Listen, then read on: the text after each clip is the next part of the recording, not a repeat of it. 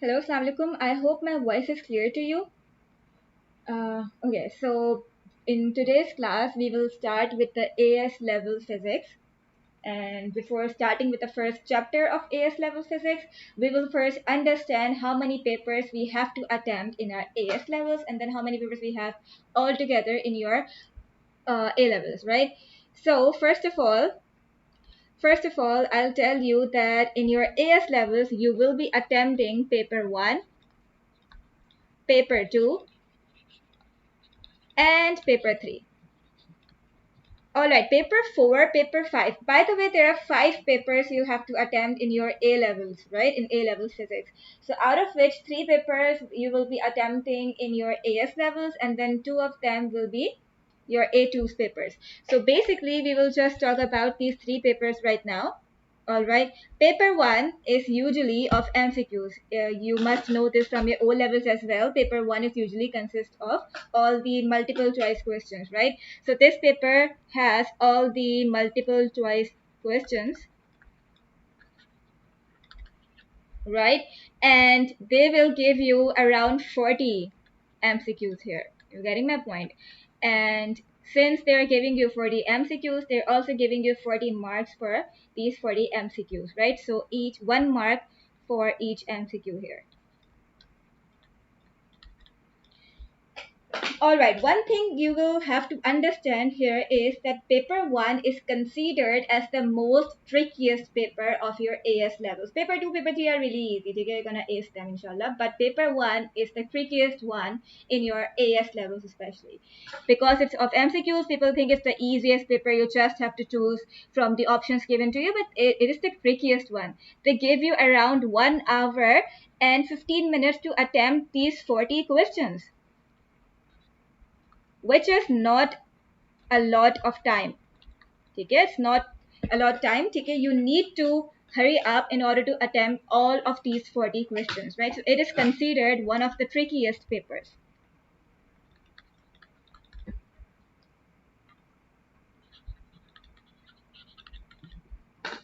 Okay, okay. So this paper will consist, obviously, since it's in our AS level, so all the content, all the MCQs are based on the AS level physics, AS level syllabus, right?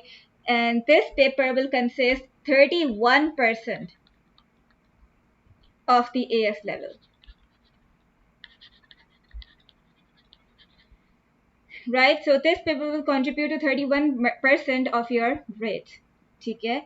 Then after paper 1, you have paper 2. Paper 2 is usually a theory paper. It's the easiest paper of your AS levels. You will be given some questions like around 5 to 6 questions. Sometimes there are also 7 questions to attempt. So basically it is the easiest paper. First of all, they will give you 60 marks for the structured questions you'll be attempting.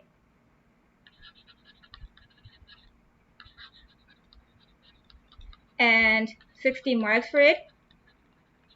The questions will be around 5 to 6 questions, or 5 to 7 questions actually, depends on the length of the questions. Basically, they're also going to give you around 1 hour and 15 minutes to attempt this question, which is a lot for paper 2, because you do not have to think that much in paper 2 as you have to do in paper 1, right? That is why paper 1 is considered the trickiest one, and paper 2 is just a theory paper. You'll have to attempt the structured questions, and that's all, right?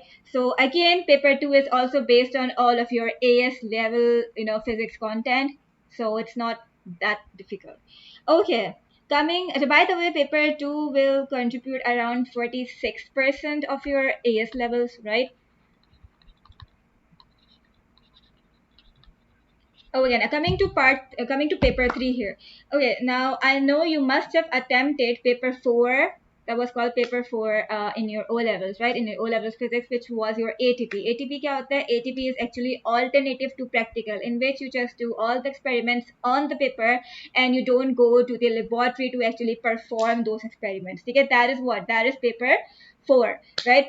That is called alternative to practical. In paper 3, you will be actually going to the laboratory. You will be performing all the experiments in front of you, and then you will be noting down the results. You will be evaluating the results as well, right? So in paper 3, it's all they're gonna check your advanced practical skills basically, right? So it's completely based on your practical skills.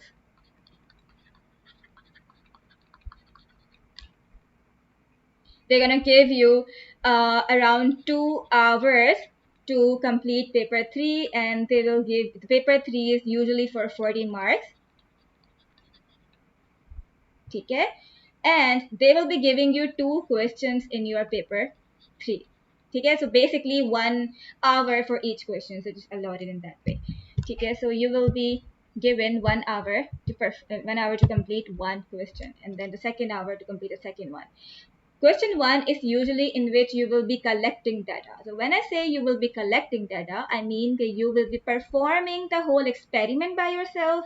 You will be, setting up the instruments and, setting up the whole experiments. You will be conducting the experiments. You will be collecting the data. You will plot the graph, and then you will also evaluate your result. So that is what you're gonna do in your question 1 of paper 3, right? So it's all about, let me just write it down. Collecting data, then you will be plotting the graph, and then you will be evaluating the graph as well, right? In question 2, you will be finding the errors. You will be suggesting some improvements that will be made in the experiment. Now these errors and improvements will be taught to you in the first topic of your, in the second topic of your AS level physics, in which you will be studying all the random errors, the instrumental errors, right? So you'll need to go through all of them, and you will also come up with some of the improvements that you can make to the experiment in order to get a better better result, right? So yes, paper 3 is going to contribute to 23% of your AS levels, right? It's going to contribute 23% of AS levels. Got it? So that is your paper 1, paper 2, paper 3. And in your AS levels, you will only be attempting paper 1, paper 2, and paper 3. Okay, now in your A2s, you will go through paper 4 and paper 5. Now let me tell you here, paper 4 is the lengthiest paper of your A levels. Okay, and paper 5 is usually gonna say it's sort of an ATP, alternative to practical. You don't go to the laboratory to plan conduct whole experiments. You just plan it, you just put it on the paper, and you evaluate the result, right? You don't get the actual values, obviously. You just assume the values, and you plan the whole experiment, and you assume the answers, and then you evaluate it as well, right? So paper 4, first we'll discuss paper 4. Paper 4 is for 2 hours. It's a theory paper again. But it's for 2 hours. You getting my point? So it's a very long, very lengthy paper basically. They're gonna give you 100 marks for this paper. All the questions are structured questions, and these questions are based on the A-level syllabus. And they will be expecting you in paper 4, okay, you already are aware with all the AS level concepts, right? Obviously, A2s does not have the AS level syllabus in A2s, but still they will expect the candidate to know all the details of AS levels as well, right? So this paper is consist of AS plus A2s, in short.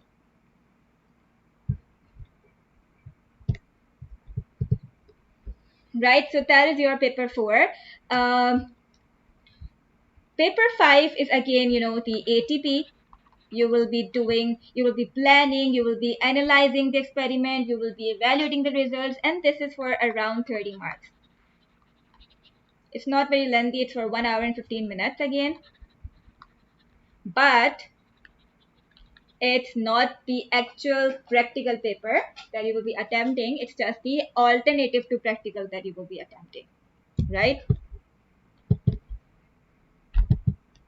ठीक है, I'm sure you must know now कि in paper in AS levels you will be attempting paper 1, paper 2, paper 3 only. Paper 1 is mainly of MCQs, paper 2 is a theory paper for 60 marks, and people do end up with 60 out of 60 in paper 2 because it's the easiest paper. All the questions are structured, all of those questions are really straightforward. You do not have to think a lot in paper 2 before answering the question. So it's the easiest paper, I will say. Okay, so if you perform well in your paper 2, you will inshallah end up with a very good grade.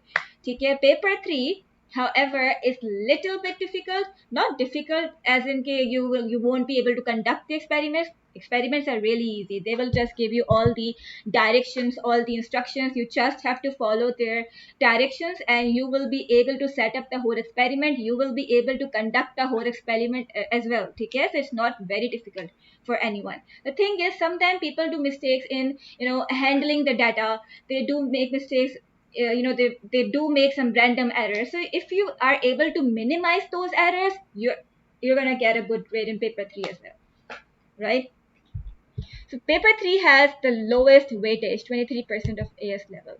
Okay, paper 1 weightage is 31%, paper 2's weightage is 46%, the highest weightage in your AS levels. All right. So we will be starting with the first topic. We will be starting with the first topic of your A levels physics. That is physical quantities and units, right? So let me just put the heading here. Acha, by the way, you know that physics is what? Physics is just the. What is physics, by the way? Think about it.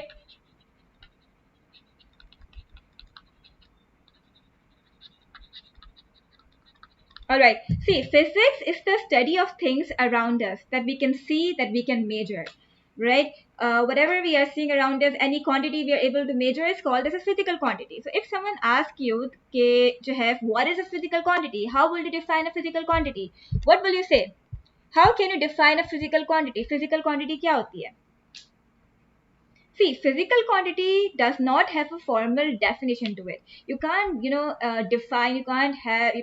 Define physical quantities in, some sentences, some statements. See, what you can say is कि जो physical quantity होती है, it is simply a quantity that can be measured. You getting the point? I'm going to write it down as well. Achha, also, you can take the notes down or you can take the screenshot, whatever suits you with me, right? Either note it down with me or just go and take the screenshot. Okay, so physical quantity, as I told you, is anything that can be measured, right?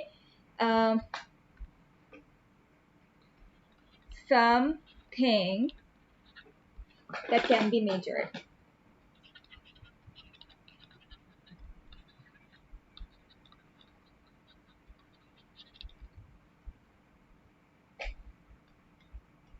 All right. Okay. Now, see, every quantity that you are able to measure will have some numerical value and a unit to it, right? See, for example, I'm just going to give you some example first and then I will write the statement down here. If I'm finding the length of my book, right, and I got to know that my book is for, let's say, not my book, the wall in front of me, let's say. I'm going to measure the wall in front of me, okay, the short wall in front of me. My wall is for 7 meters. I got to know that the length of my wall is 7 meters. So you see this 7 here? This 7 is the numerical value of my quantity. Meters is the unit of my quantity. So together they will make the physical quantity. Why? Because I'm able to measure the length here. I'm able to measure how long the wall is in front of me, right? So since I'm able to measure it, I'm going to call it the physical quantity. Do you get it? Right? So 7 meters will basically has 7 as the numerical value and meters as the units. So together it's making 7 meters the physical quantity here. Am I right? So physical quantity therefore is something that can be measured, and every physical quantity will have the numerical value and the unit, right?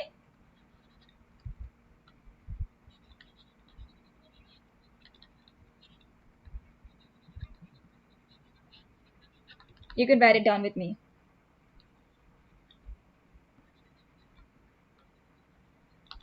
Seven here is the numerical value I'm talking about. Meters here is the unit I'm talking about, right? So every physical quantity has numerical value and unit. Are you getting my point? So it will have a numerical value and a unit. Okay. So I have given you one example here for 7 meters. If I make and use any other physical quantity, let's say I'm saying I'm measuring some energy of something, and that is coming out to be, let's say, 760 joules, right? I'm measuring the energy here. So the 760 is actually the numerical value. You see, something that I'm measuring. And joules is defining the thing I'm measuring. For example, joules is the unit for energy that shows that the 760 is not the length. The 760 is not the current. It's the energy, right? So this joule, this unit is actually defining what I'm measuring. And since I'm able to measure it, that's why it's called the physical quantity. Do you get my point? Right? And let's say I'm measuring the current through some conductor, and that current is coming out to be 15 amperes, right? This 15 is the numerical value, the amperes is the unit. So since I'm able to measure it, I'm going to call current the physical quantity as well. Do you get my point? So in some examples, we will say that energy is a physical quantity, power is a physical quantity, density is a physical quantity, or area is a physical quantity, or momentum is a physical quantity. Okay, what else? Time is a physical quantity. We do measure time. Okay, what is the time right now? Okay, what will be the time after 5 hours or 2 hours? So we are able to measure it. That's why time is a physical quantity. Weight, we do keep track of our weight in order to see how healthy we are, right? So weight is also something that we are able to measure. That's why weight is also the physical quantity. Mass, how much matter is packed in a substance, is also something we are able to measure. That's why mass is also the physical quantity. You see my point here? So basically, these are all some of the examples of physical quantity. I hope that is clear to you, right? Okay. Now, these physical quantities are divided into base quantities and drive quantities. Now, from here, our actual topic begins, right? So, there are some physical quantities that are base quantities, and then some physical quantities that are derived quantities.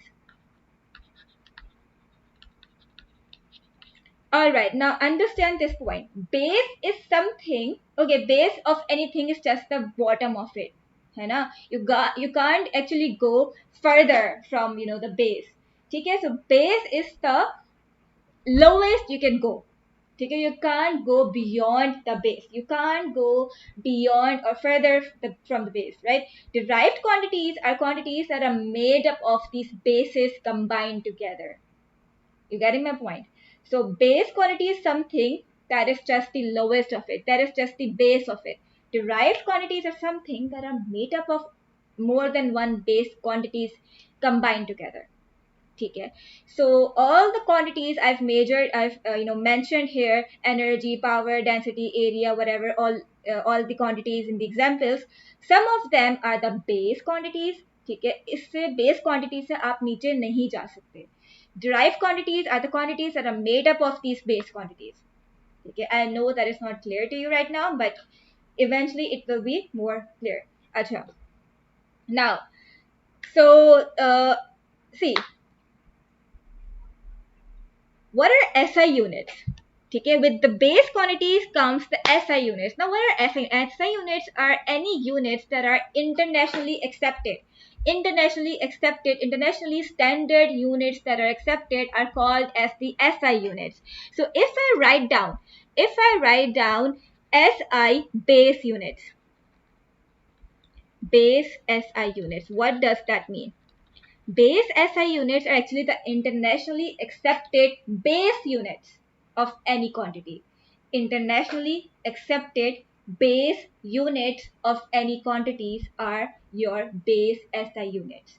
Now there are some units you will need to remember that are internationally accepted and that are also the basis of all the other units, all the other derived units. ठीक है, so it's really important you understand this thing. SI का मतलब क्या होता है? Internationally standard units or standard international units. ठीक है, so these are the units that are same in all countries all around the world, right? Okay, so I'm going to mention some base SI units here. So for that, I will be making 3 columns. Okay, in first column, I will be writing all the physical units. Sorry, not physical units, physical quantities जिनके units जिनके SI based units होते हैं. ठीक है, those are the physical quantities I'm going to mention here. Then I will also mention the SI, I mean the internationally accepted units of these physical quantities. And then lastly, in the last column, I am going to mention the symbols of these SI units, right?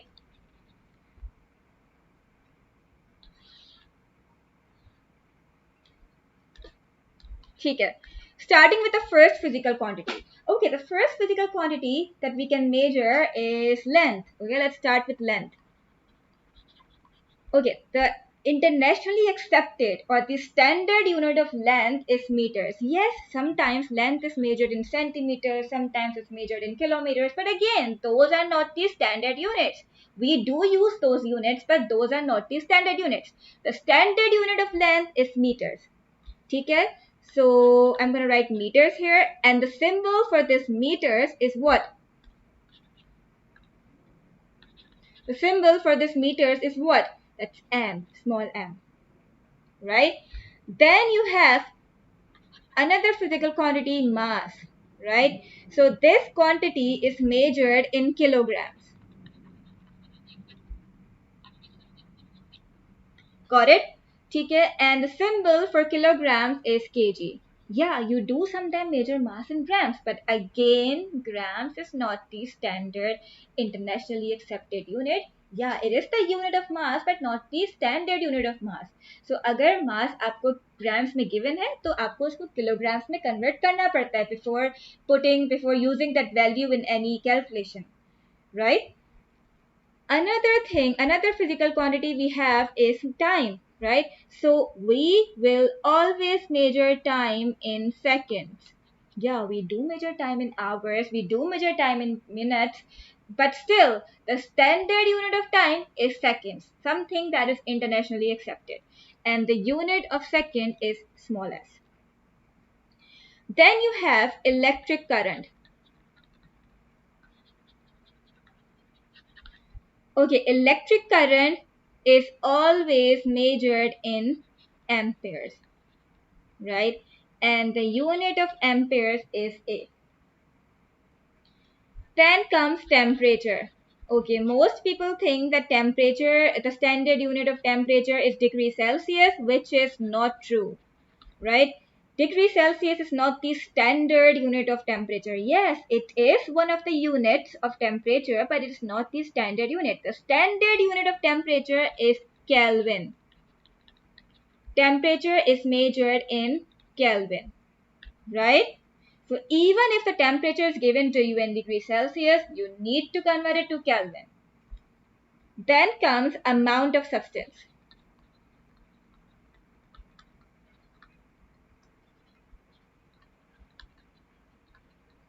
Okay, you must have studied okay, how do we measure the amount of substance. So in chemistry, amount of substance is measured in mole.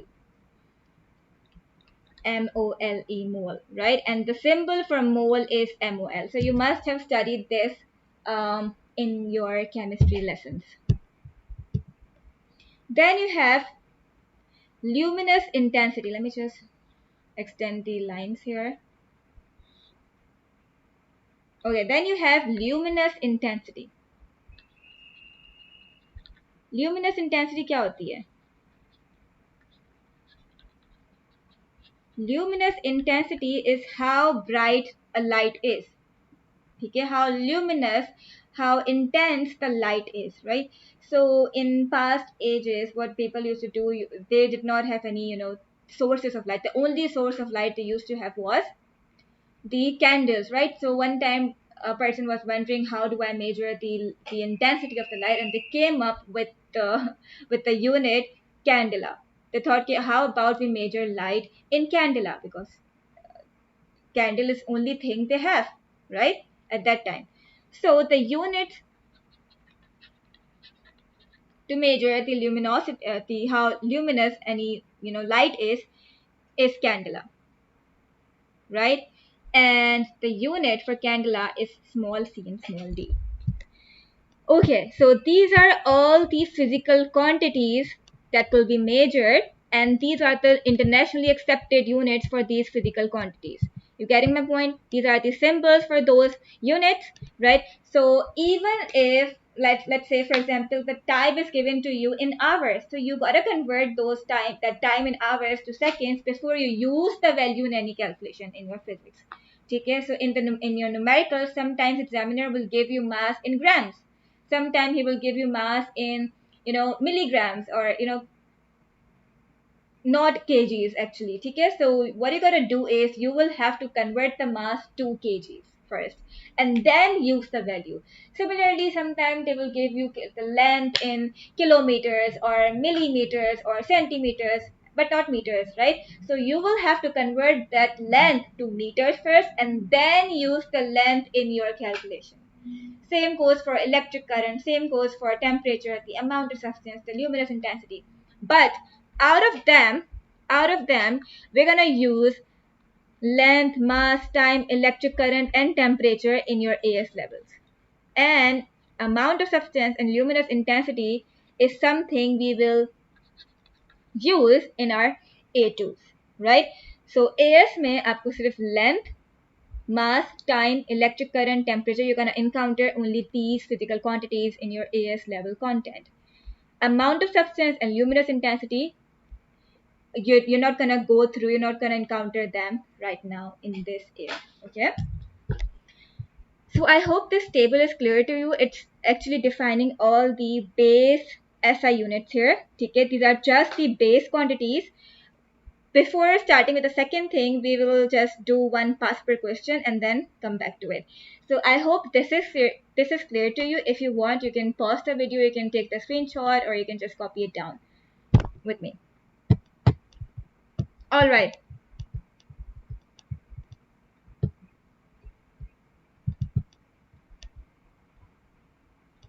Okay. So this is the pass per questions we are gonna do right now. Okay. I'm gonna read this for you. It says, what is the approximate kinetic energy of an Olympic athlete when running at maximum speed during 100 meters race?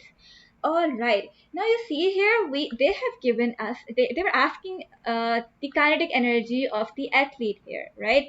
And from our O levels, we do know that kinetic energy is given as half mv square. I hope you know this formula, right? Okay, so everyone knows that kinetic energy is given by half mv square, right? But in order to find out kinetic energy, we do need to have the mass, we do need to have the velocity of the person, and only then we're able to put all the values in the formula and find the kinetic energy out. Lekin right now we do not have all the information, we do not have enough information here, right? Only thing that we know here is what is the distance, isn't it? हमें यहाँ पे सिर्फ distance पता है कि the Olympic athlete is covering 100-meter race, isn't it? We only know the distance here, nothing else. We are not sure about the mass of the athlete here. We're not sure about the speed of the athlete here. So in such questions, we'll have to make some assumptions. We'll have to make some estimations. Now, obviously, I'm going to give you a sheet in which, with all the estimations, with all the approximations that you will need to, just remember to solve such questions in your paper 1. But right now, what I want you to do is I want you to Google it up. Okay, what is the maximum speed of, not the maximum speed, what is the time taken for an athlete who is covering 100 meters race, the minimum time taken by the athlete. So if I search it up on Google, I'm going to get around, the athlete will take around 9.6 seconds. Up till now, it was 9.6 seconds. The minimum time an athlete has taken to cover 100 meters race was 9.6 seconds. Okay, if you search it up on Google, you're going to get the same value or some value around it. Okay, so I'm going to just round it off to 10 seconds. ठीक है, I'm gonna say कि जो minimum time taken था by the athlete to cover the whole 100 meters race was 10 seconds. Got it? ठीक है, so you see I got the time here as well. I have assumed the time taken by this athlete will also be 10 seconds, right? Because he is running at the maximum speed. So the minimum time taken here will be 10 seconds or 9.6 seconds. You can also take 9.6 seconds. That's not, that will not make any huge difference. But I'm just, estimating the value. I'm just rounding off the values here. So I've got the time here and I already do know the distance, which was 100 meters. Can't I find the speed out? Speed का formula क्या होता है? What's the formula for speed?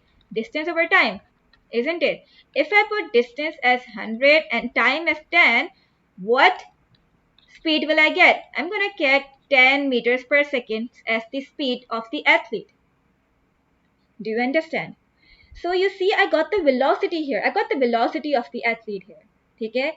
Now I need to look for the mass. Velocity is now known, right? I need to look for mass now. Now, what should be the mass of what should be the average mass of a person, of a athlete? So I'm going to assume the mass of a person, if he is taking good care of himself, will be around 75 to 80 kgs. Am I right? So how about I take 75 kgs? I'm saying कि जो mass है इस वक्त, that is 75 kgs for this athlete, if he is working out enough, right? So his mass will be 75 kgs. An average mass of a person is around 75 to 80 kgs, right? Or 70 to 80 kgs. So I'm assuming this mass to be 75 kgs. Now, you see, I got the mass as well. I got the mass, I got the velocity. How about I just put everything in the formula and also estimate the value here?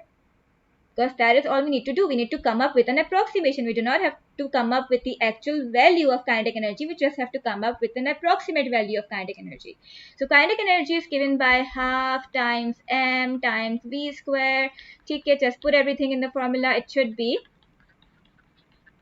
what? Let's just put it in the calculator and find it out. Half times 75 times 10 square, and it's 3750. Okay, I'm getting 3750 joules as the kinetic energy for the athlete. Okay, the closest value to 3750, 3750 joules, is obviously 4000 joules. 400 is too less. 40,000 is, a lot, and 400,000 is obviously a lot, right? The only closest value I have right now is 4,000 joules. Okay? Even if you say, okay, how about I get a little different value than yours, I'm making some different approximations than you. So what you can do here is just play around with the numbers, play around with the values I have estimated. Okay, instead of taking time to be 10 seconds, take time as 11 seconds or 12 seconds even. Okay, but not more than that. So yeah, or the average mass of the person not as 75, but just take it as 70 kgs, or just 80 kgs or 85 kgs. You're still gonna end up with a value near to 4,000 joules than 400 joules or 40,000 joules, right? You're still gonna end up around 4,000 joules. Take it. So yeah, so that's all I wanna show here. I hope that is clear to you pretty much. Okay.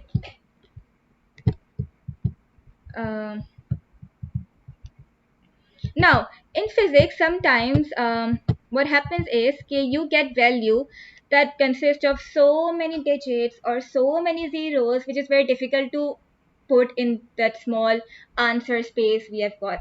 Okay, so sometimes you get answers such as 1 0 0 0 0 0 000.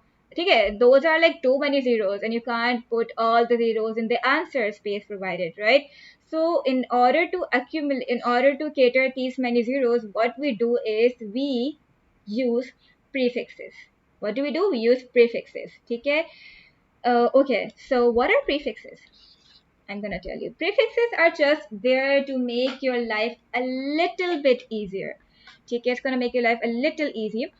How it works is,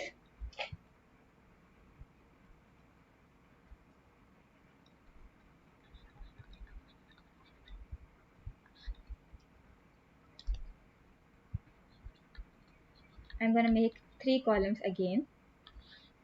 One for the prefix, one for the symbol, and one for the multiplying factor of that particular prefix.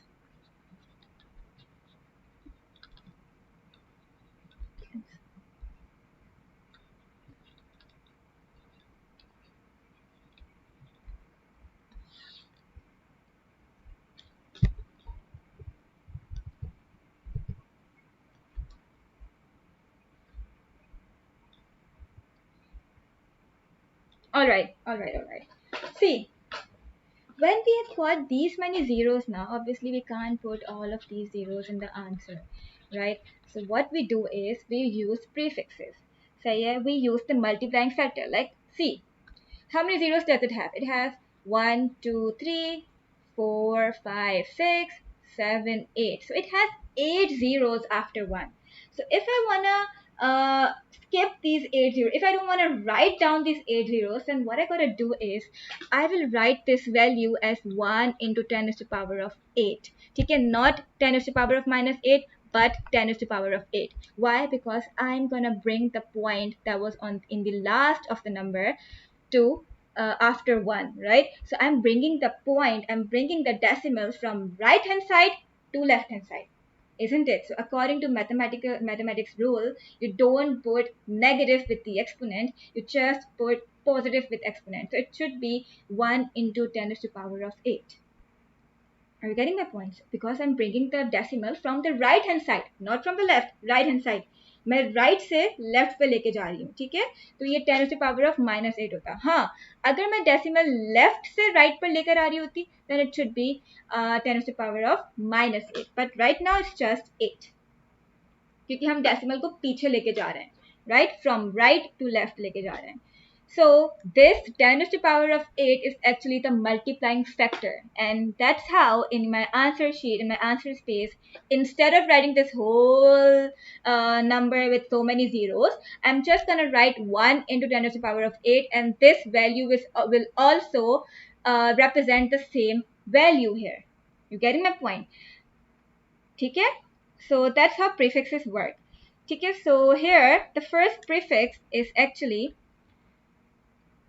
called tera, okay, and the symbol for this prefix is capital T. The multiplying factor for this prefix is 10 to the power of minus 12. So here, when you are bringing the decimal from left hand side 12 spaces to right, you put tera as the multiplying, you put tera as the prefix, right? You put T as the prefix here. Okay, okay. After tera, we have giga. You must have heard the word giga, I'm sure. You must have heard how much gigabyte is your phone storage, okay? So that is what giga is. The symbol for giga is G, and the multiplying factor for giga is 10 to the power of minus, oh sorry, 10 to the power of 9. Okay, and this was 10 to the power of, not minus 12, this is 10 to the power of 12. I'm sorry. Okay, getting my point? Then basically it's 12, so it should be when you're bringing the decimal from right to left. Got it? Okay, then you have mega. The symbol for mega is M, and the multiplying factor for mega is 10 to the power of 6. Okay, when you're bringing the point, when you're bringing the decimal 6 spaces to left from right. Got it? That's when you put mega. Then you have kilo. Kilo is written with K. And that's when you are bringing 3 spaces to the left from right again. Then you have deci. Deci symbol is D, and that's when you bring one point from left to right. Got it? Okay. After deci, you have centi. In centi, you put it with small c, and that's when you bring 10 to the power of minus 2. 2 spaces from left. Got it? फिर centi के बाद you have milli. Written with a small m and 10 raised to power of minus 3. After milli, you have nano. It's written with a small n and 10 raised to power of... Oh, by the way, after milli, you have not nano, it should be micro, I'm sorry.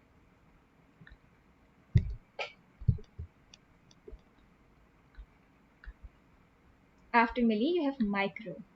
And after micro, you have nano. And after nano, you have pico. Okay, so micro is your, since it was 10 to the power of minus 3, micro will be 10 to the power of minus 6. Okay, so you just remember it like that. Micro unit is basically, the symbol for micro is something like that. That's called mu, right? And the multiplying factor for micro is 10 to the power of minus 6. Similarly, for nano, it's small n, and it should be 10 to the power of minus 9. For pico, it should be small p, and the multiplying factor is 10 to the power of minus 12. Okay, so these are the multiplying factor, the prefixes we will use here. Now, the point arises, how do we write the prefixes? How do we use the prefixes in the answer? How do we solve, how do we, put our answer using in the answer sheet, using, in the answer space, sorry, using the prefixes? How do we do that? So, see, I'm going to tell you how to use the prefix. How are you going to write the physical quantity using the prefix? Writing a physical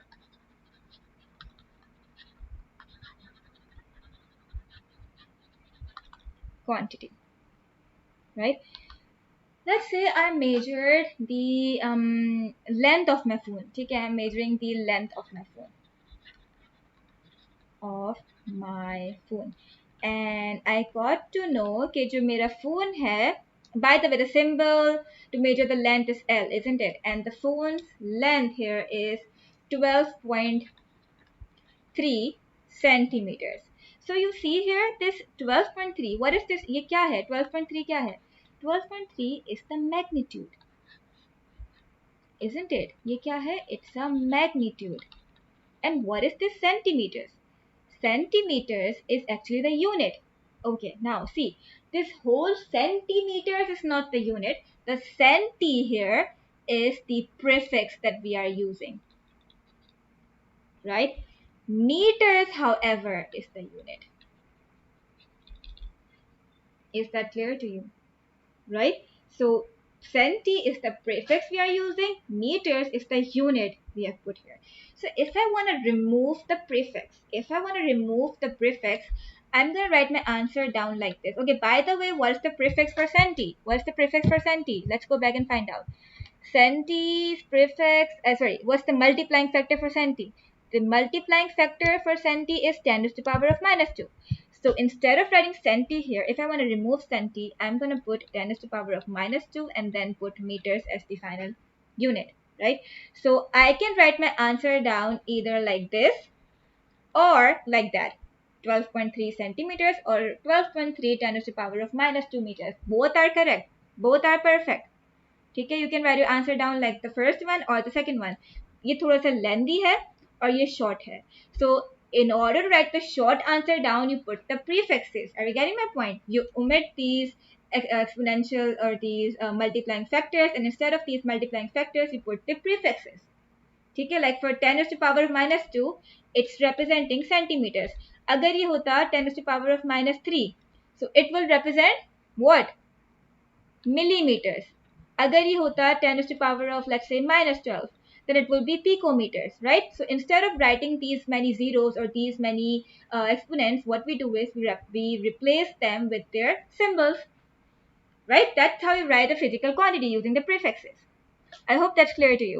Now I'm quickly gonna do one past paper question. Okay, you can take the screenshot of this if you want. Okay, let's do a past paper question quickly and then we will end the class. Okay, here it says which time interval is the shortest. Now you see here we have 4 different time intervals with 4 different units and 4 different numerical values. Okay, so what we gotta do here first is we will convert everything to a single unit, 1 unit, and then we will judge which one of them is the shortest, which one of them is the longest. So it's very easy, no need to worry about it. Let me just zoom it in a little. ये देखो, so which time interval is the shortest, ये आपको answer करना है, right? So first thing that I will do is I'm gonna grab my calculator. ठीक है, सबसे पहले आपको अपना calculator grab करना है and then you have to see कि what is the multiplying factor of each of these units. I know from milli the multiplying factor, if you go back to the table, the multiplying factor from milli is 10 raised to the power of -3. The multiplying factor for nano is 10 raised to the power of -9. The multiplying factor for pico is 10 raised to the power of 10 raised to the power of -12. Is that clear? And the multiplying factor for micro is 10 raised to the power of -6. Am I clear? Okay. So now what you gotta do is you will just grab your calculator. Okay. I'm on part A, by the way, right now. Okay. What I'm gonna do is I will put 0.05 in my calculator, and instead of writing milli, I'm here replacing the milli by 10 raised to the power of -3. So I'm going to multiply 0.05 by 10 raised to the power of -3. And tell me what you're getting. You will get a value 5 into 10 raised to the power of -5, but this time with seconds. Because remember I told you in the beginning of the class that the standard unit for time measurement is seconds, right? So you measure time in seconds. अगर time आपको milliseconds में given है, आपको उसको convert करना है in seconds, right? Picoseconds में given है, again convert it to seconds, because seconds is the standard unit for time, right? Right? So you convert it to seconds each time. Am I clear about that? ठीक है. So it's 5 into 10 raised to the power of 5 seconds. Okay, we are done with the first conversion. I have my value in seconds. I need to convert all 4 of them in seconds. One of them is given in milliseconds, one is given in nanoseconds, one is given in picoseconds, one is given in microseconds. I need to convert all of them back to seconds and then judge which one of them is the smallest, right? Okay, so I got the value for part A. Now I'm going to find for part B. I'm going to again grab my calculator. I'm going to put 50 times what I'm gonna do. I'm gonna put 50 times 10 raised to the power of -9 in the calculator and see what I'm getting. Okay, if I put that in the calculator, I'm gonna get 5 into 10 raised to the power of -8 seconds. Right? Again, if I put the third one in the calculator, what is it? It's 500,000 into 10 raised to the power of -12. Put that in the calculator, you will get 000 times 10 raised to the power of -12. I'm getting 5 into 10 raised to the power of -7. Let's do the same for last one as well. Put 0.5 times 10 raised to the power of -6 in the calculator. 0.5 into 10 raised to the power of -6 in the calculator, and you will get 5 into 10 raised to the power of -7. So for part A, this is your final answer. Okay, by the way, all of them are in seconds. Okay. Part B, this is your final answer. This is your final answer for part C. This is your final part D. So out of these 4, which one of them do you think is the shortest interval? Obviously, this one, right? 10 raised to the power of -8. Okay, 10 raised to the power of -5 is short, but not as short as 10 raised to the power of -8. This is also short, but not as short as 10 raised to the power of -8. And similarly, both of them are, by the way, similar. Okay. So the shortest time interval here is what? Is part B, 50 nanoseconds. Are you getting my point? So that is how prefixes work. When you want to judge which one of them is the smallest, you convert all of them in the same units.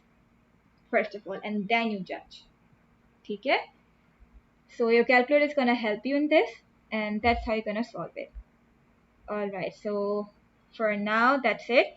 In the next class we will continue with the same topic, and we will see some estimations that we need to remember, and then we will start with the we have done the base quantities here. Now we have to start with the derived quantities. Okay, so derived quantities are the quantities that are made up of these base quantities. Okay, so that's all for now. Allah Hafiz.